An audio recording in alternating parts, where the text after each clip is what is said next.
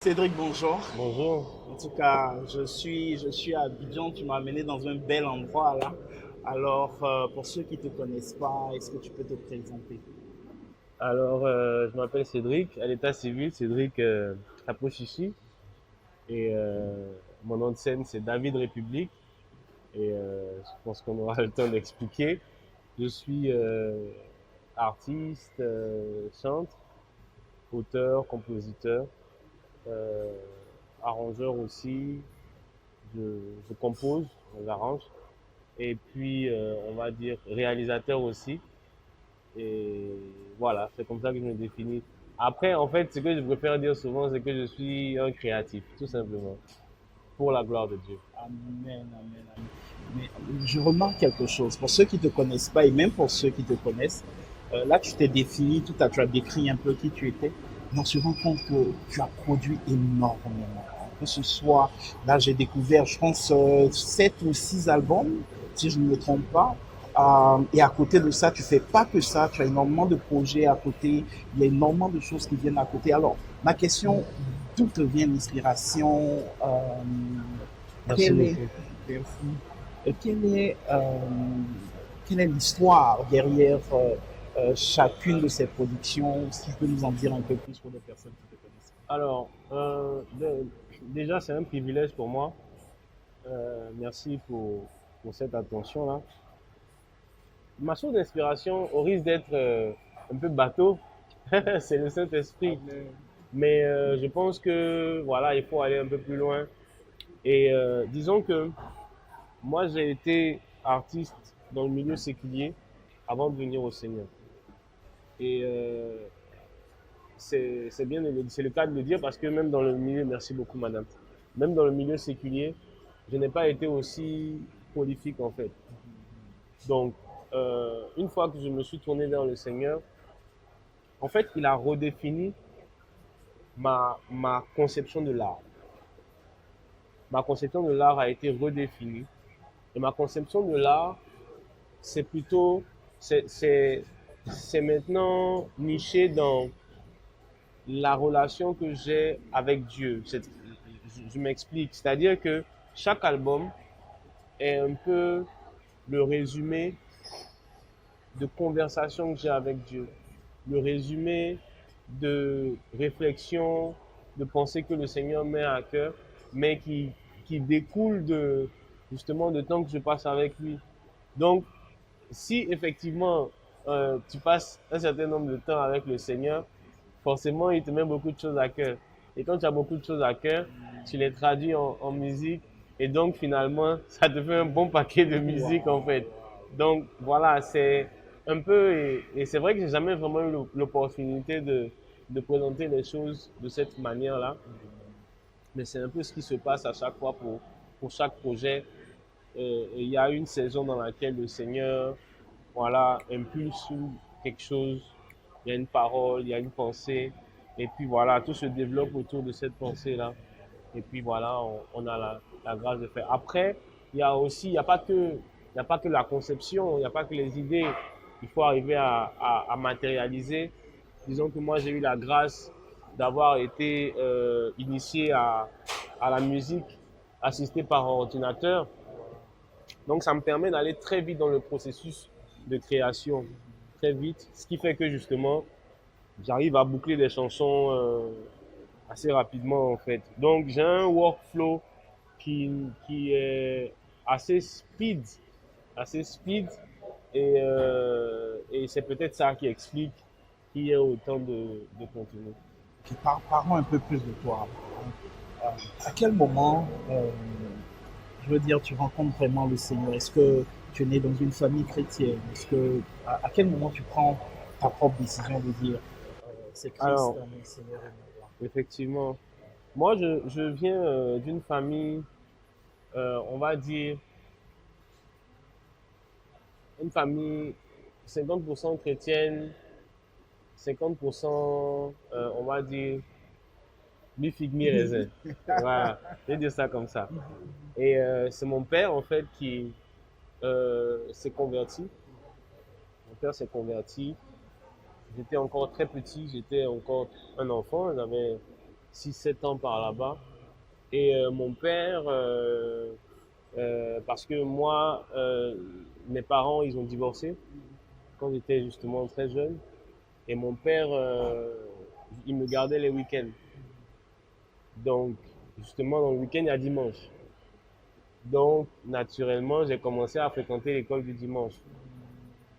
Et c'est comme ça que je vais être exposé pour la première fois à l'environnement chrétien, on va dire, aux chansons, aux cantiques et tout ça.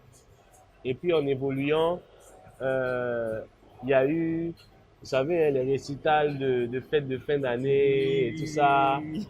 C'était des moments qu'on chérissait particulièrement parce que, voilà, et c'est là que je découvre ma fibre artistique, en fait.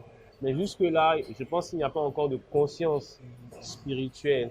On est beaucoup plus dans le mimétisme, le politiquement correct. Les parents ont dit, donc on fait, tu vois. Et à l'adolescence, c'est un peu ce que je raconte dans mon titre Pour Pour toi, je toi, suis né. exactement.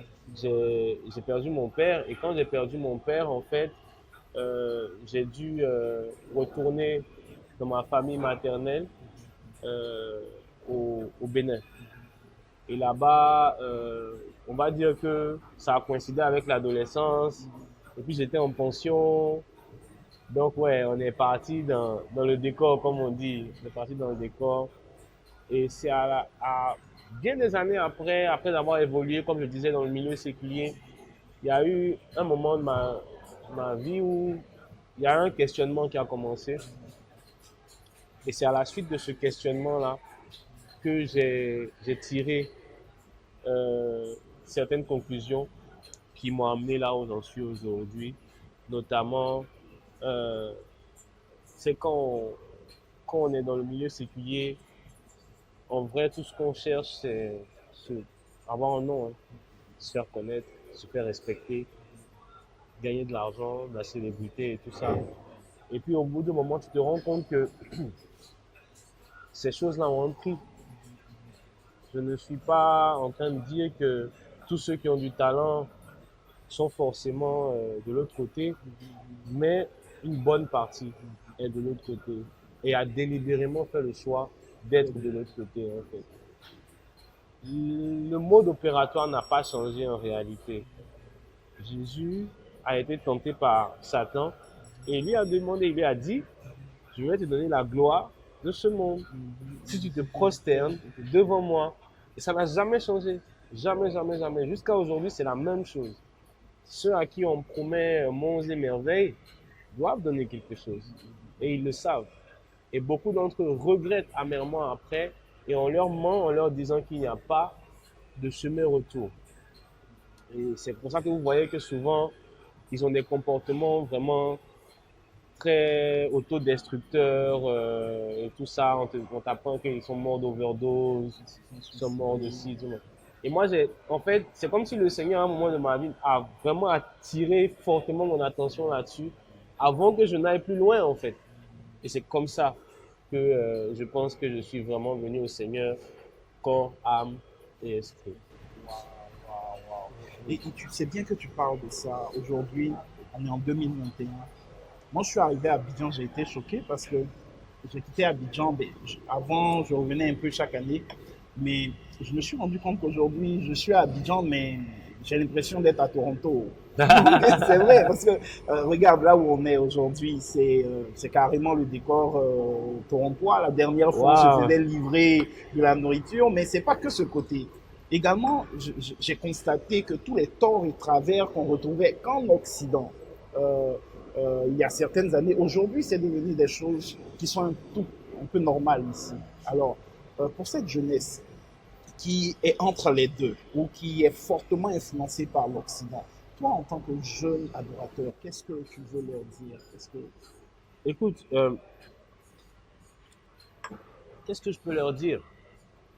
Souvent, je fais l'exercice et je me dis, est-ce que quand j'avais cet âge,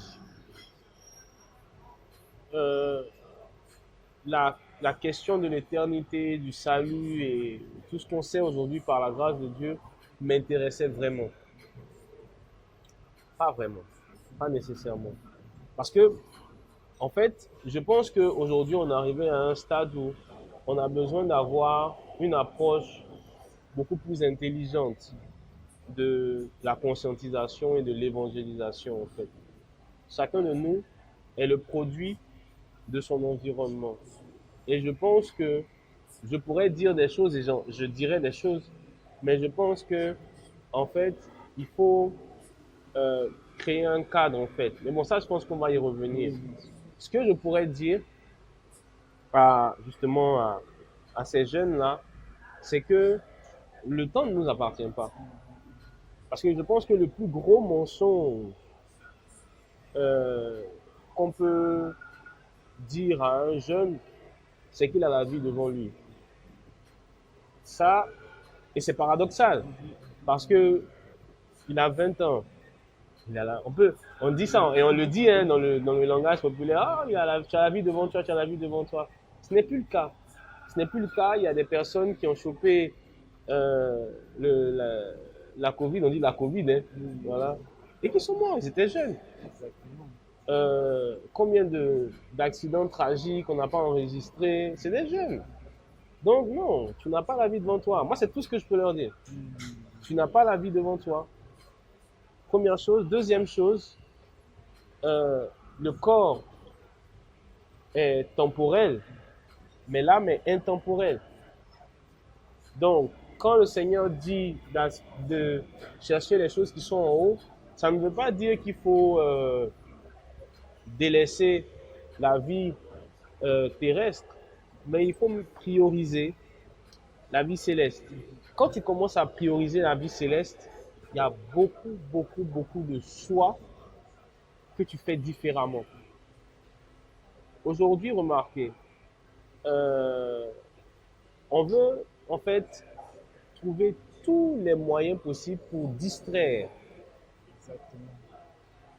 Parce qu'on se dit que les jeunes ont besoin... Non, les jeunes n'ont pas besoin de se distraire. Les jeunes ont besoin d'être responsabilisés. D'être responsabilisés parce que le fait d'être responsabilisé jeune va faire d'eux des adultes responsables qui vont tirer vers le haut nos pays. Moi, c'est ma lecture des choses. Donc, c'est ça. Ce que je pourrais leur dire, c'est un, le temps ne t'appartient pas.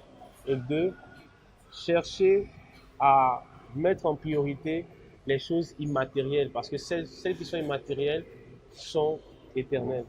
Waouh! Tu sais, tu le dis tellement bien. Et avant qu'on discute, je te parlais de cette nouvelle génération d'adorateurs. Ouais. Tu en fais partie, tu es avec de nombreux autres, tu es l'un des porte-étendards de cette Merci. génération. Et ces messages tels que ceux-là, quand tu les passes dans tes chansons, les jeunes écoutent plus. Ils sont beaucoup plus attentifs parce que le style de la musique a changé. Ouais. Ça rejoint ce qu'ils sont, ce qu'ils écoutent. Est-ce que est-ce qu'il n'y a pas comment dire ça, une cassure entre, je dirais pas l'ancienne génération, mais la manière dont nous avons adoré jusqu'à présent, nous avons vu l'adoration se passer jusqu'à présent, et cette nouvelle manière de le faire. On emploie le nouchi, on emploie beaucoup de choses, dans le rap, le slam, tous ces nouveaux styles musicaux, toujours dans l'adoration. Est-ce qu'il n'y a pas une cassure ou est-ce que c'est une continuité mais sous une autre forme? Non, je pense que la réponse, elle est là. Hein. C'est une continuité sous une autre forme. La Bible dit que les fils d'Issachar avaient l'aptitude de pouvoir discerner les temps et de dire à Israël ce qu'il devait faire. Et je pense que c'est le cas aujourd'hui.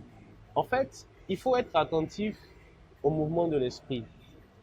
Parce que, effectivement, c'est une très belle question parce qu'il y a beaucoup de détracteurs qui s'érigent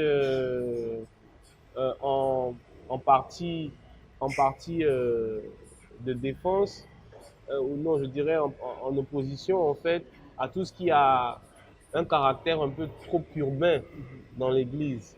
Mais il faut être attentif au mouvement de l'esprit. Lorsque les apôtres ont été traînés devant le Sanhédrin, Gamaliel l'a dit, il dit, ne courez pas le risque de combattre contre Dieu. Si cette œuvre vient des hommes, elle va s'éteindre. Mais si elle vient de Dieu, attention, faites très attention à ce que vous faites. Vous voyez, on a hérité d'une chrétienté, en fait, qui était très conservative. Moi, aujourd'hui, je pense que sur une échelle de 100, je serais à beaucoup plus de la moitié dans une dynamique conservative, en fait. Mais ce n'est pas pour autant que l'enveloppe doit rester conservative. Sinon, autant se balader à dos de chameau. Ouais, tu vois ce que je veux dire? On est obligé de tirer à notre avantage les moyens que l'époque nous donne. Aujourd'hui, on fait une interview parce que cette interview, grâce à l'Internet et grâce à la télécommunication, va être regardée partout dans le monde. La gloire est à Jésus. Euh, la musique urbaine, en l'occurrence le rap, le R&B et tout ce qui va avec, c'est, on va dire, la larme de salut massif de notre temps.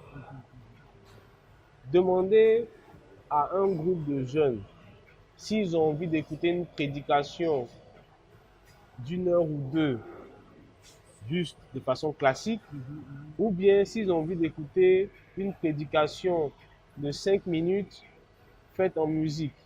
Le choix est tout de suite fait. Ok. La prédication le dimanche, ou bien dans les jours de réunion, elle se déroule à un lieu précis auquel on attend des fidèles, auquel on attend des chrétiens en fait. Donc on demande aux gens de venir. La musique, elle est composée, elle est concoctée et puis elle est relâchée partout dans le monde. Donc au même moment, l'artiste touche, je ne sais même pas si je dois dire 10 fois plus de personnes parce que ça représente rien. Donc en réalité, il ne faut pas faire des artistes urbains des ennemis. Il faut faire d'eux des alliés. Il faut faire d'eux des alliés parce que on pourra faire une chanson pour évangéliser en 3 minutes, 2 minutes, mais on ne pourra pas enseigner toute la complexité de l'écriture en 5 minutes. Donc, il y a un travail complémentaire qui doit se faire en fait. Donc, c'est une continuité. C'est une continuité et j'ai envie de dire que on ne va pas y échapper. On ne va pas y échapper. Beaucoup de jeunes aujourd'hui se tournent au Seigneur et quand ils voient qu'il y a des jeunes qui sont remplis de l'esprit, qui font cette musique urbaine-là, vous n'avez pas idée de comment ça les booste dans leur foi parce qu'ils se disent, Jésus, c'est pas tant qu'on veut venir à Jésus avec nos passions ou quoi que ce soit, mais il faut comprendre une chose. J'étais sur un panel avec le frère Derek Jones il y a quelques jours et j'expliquais que la musique fait partie des sciences, des skills que le Seigneur a donné à l'homme parce que ça faisait partie des choses vitales, cruciales pour la vie en fait. C'est nécessaire la musique. Donc, si on ne fait pas de cette musique notre allié à mesure qu'on avance dans le temps pour chaque génération, pour chaque groupe ethnique, etc., on va passer à côté de quelque chose.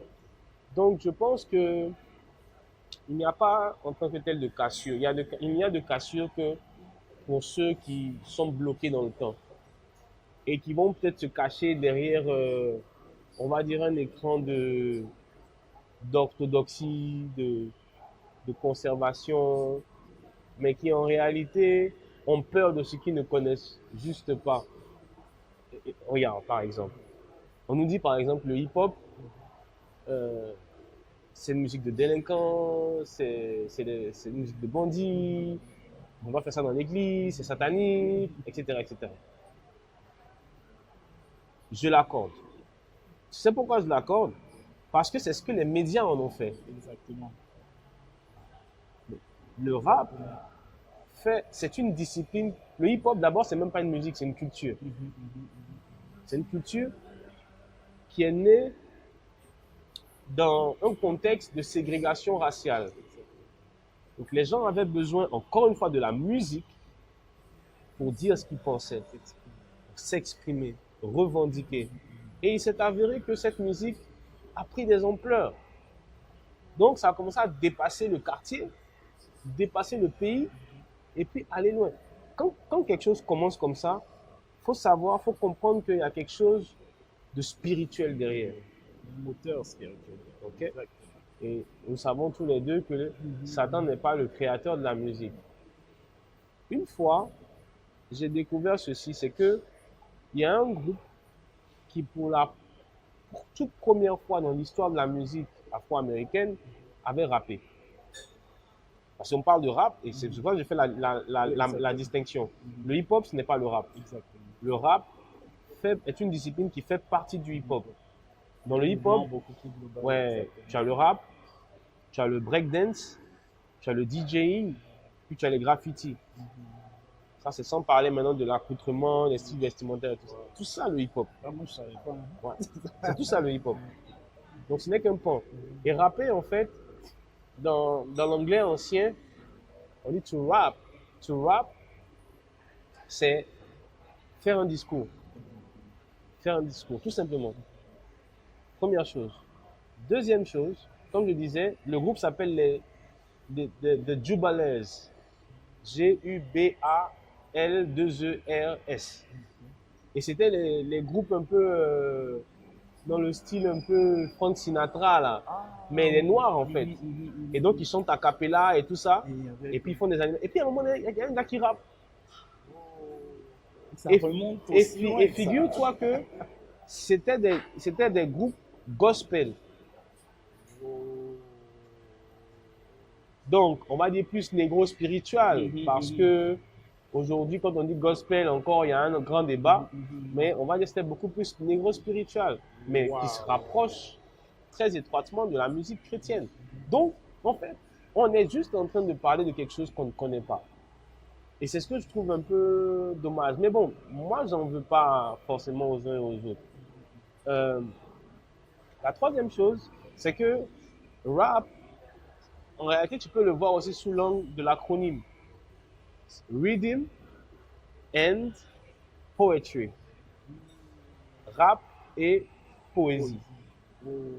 Or, si on veut chercher des poèmes dans la Bible, c'est les psaumes. Exactement, les psaumes.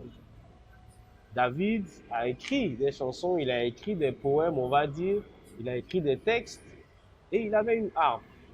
Donc, on va peut-être se dire qu'il chantait, peut-être qu'il déclamait ces poèmes-là. Bon, dans le cas où il déclame ces poèmes, ça fait de lui. Donc, en réalité, je pense que le débat doit se situer ailleurs. Parce que dans le même temps, je pense que tous les jeunes qui aspirent à faire du rap chrétien doivent d'abord s'assurer qu'ils sont de vrais disciples de Christ. À ce niveau-là aussi, il faut qu'on dise les choses parce qu'il y a beaucoup de mimétisme. On veut tout simplement amener un truc dans l'église et souvent on le fait de la mauvaise manière. Donc oui, les aînés s'offusquent et ils ne sont pas d'accord et moi je le comprends très bien. Il faut prendre le temps de bien s'asseoir au pied du maître, de bien écouter ce qu'il a à dire et de savoir pourquoi on le fait. On n'a pas se dire la vérité, il y a d'autres qui veulent juste satisfaire leur chair. Exactement. Tout simplement. Montrer qu'ils sont voilà, capables d'en faire ou bien ils tiennent à tirer un truc dans... Oui, c'est un moyen, mais c'est un couteau à double tranchant, donc il faut faire attention. Donc la clé vraiment, c'est la relation qu'on a avec Yes, Jésus-Christ, parce yes. que derrière, et là, ça nous amène à Jean 4. L'heure vient, elle est déjà là où les vrais adorateurs adoreront le Père en J'ai esprit. fait une chanson avec El Georges, c'est le refrain. Oui, exactement. Ouais, et là, tu parles d'El Georges, tu fais énormément de collaborations. En tout cas, j'en ai vu certaines, Cynthia Zeli, récemment avec B. Wright, El Georges. Est-ce que pour toi, c'est une force que d'avoir différents, je dirais B. Wright, El Georges, mais Cynthia Zeli, c'est un peu, c'est pas forcément dans le même créneau. Ouais. Est-ce que c'est une force pour toi? Tu penses que c'est une force pour la musique de pouvoir allier différents styles, être ensemble sur des projets comme ceux-là? Qu'est-ce que concrètement ça, c'est pour toi? Oui, je pense que c'est une force. Aujourd'hui, quel est le but que nous visons? C'est de faire des nations. Dans une nation, il y a plusieurs types de personnes. Il y a plusieurs types de personnes. Il y a des jeunes, il y a des moins jeunes, il y a des hommes, il y a des femmes. Et je pense que il faut, il faut arriver à, on va dire, euh, élargir le champ. On ne peut pas se mettre dans un carcan. Et puis, oui, chacun a peut-être, on va dire, sa cible et tout ça, mais on est beaucoup plus efficace ensemble. Et je pense que d'un point de vue artistique, on fait des explorations beaucoup plus belles quand on va en terrain inconnu, quand on va en terrain moins confortable, etc., etc. Moi, j'ai eu toujours un problème quand on m'annonçait, qu'on disait, c'est un rappeur chrétien. Pas parce que, bon, il n'y a pas de problème, hein, mais c'est surtout parce que moi, je suis très éclectique dans mon approche artistique. Un jour, je fais du worship, un autre jour, je fais de l'alternatif, un autre jour, je fais du rap. Voilà. Même l'afro, goûter voir, L'afro, voilà. on a dansé sur goûter voir, Puis c'est voilà, carrément. voilà.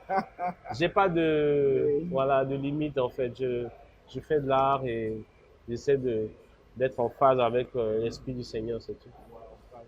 Là, comme j'ai l'avion à prendre, on va écourter. J'aurais pu rester encore à discuter avec toi des heures. Ouais, ouais. Mais là, c'est pour TCO, la télévision chrétienne de l'Ontario, que nous allons lancer très prochainement. Euh, et, et je veux un conseil de toi. Quel conseil tu me donnerais ou tu donnerais à TCO, à l'équipe qui est en train de se mettre en place? Bien entendu, on espère que tu feras partie de cette équipe. Quel conseil tu donnerais pour qu'on puisse toucher le plus de jeunes possible? Parce que pour TCO, c'est le cœur en fait de TCO, aller chercher ces jeunes, pouvoir leur présenter Jésus, les amener vraiment à... Quel conseil tu nous donnerais à TCO? Moi, je pense que le conseil, c'est tout simplement d'avoir une vraie réflexion créative et innovative pour produire du contenu inédit. C'est ce qui a fait le succès des médias occidentaux. Ils sont venus avec des concepts inédits et ça capte toute l'attention. J'en veux pour preuve, par exemple, les téléréalités. Voilà. Donc, c'est un peu ça. Je pense que nous, aujourd'hui, on a vraiment une belle opportunité. C'est celle de rompre avec la télévision, le média classique, et puis d'aller vraiment chercher des idées innovantes. Parce que je pense qu'au-delà de la jeunesse chrétienne, les jeunes, c'est une catégorie de la population qui s'ennuie très très vite. Très très très vite, tu les perds.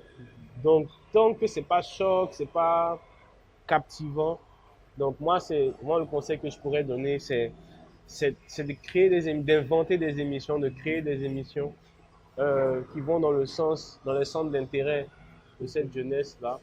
Et je pense qu'avec la grâce de Dieu, il y aura de l'intérêt autour. Cédric, pour terminer, est-ce que je souhaiterais que tu fasses une prière pour tous ces jeunes qui vont écouter, selon que le Seigneur te met à cœur. Amen. D'accord, prions. Éternel, mon Dieu, merci pour cette journée que tu as faite. Je voudrais te rendre grâce pour, Seigneur, ce projet de télévision. Merci pour, Seigneur Dieu, toute cette jeunesse qui, en réalité, veut combler un vide. Et ce vide, Seigneur Dieu, il a ta forme. Je prie que par le canal, Seigneur, de PCO, ce vide soit comblé. Je prie que chaque jeune qui sera exposé, Seigneur, au contenu de cette chaîne de télé, soit touché par ta grâce et par ton amour. Merci d'accorder ta faveur et ta grâce à tes serviteurs. Au nom de Jésus. Amen. Amen. Merci beaucoup Cédric et merci à tous ceux qui ont suivi cette émission. Ouais, merci. Je sais qu'ils ont été bénis, nous également. Ouais. Merci. Et puis, en plus de TCO, on espère te voir à Toronto, en tout cas au Canada. Amen. Amen. Amen. Merci amen. Cédric. Merci pour tout. On est ensemble. Merci. Waouh, merci. Merci à toi pour le temps. Tellement riche. Ouais, On aurait continué à discuter comme ça pendant longtemps. C'est ça. On aurait continué.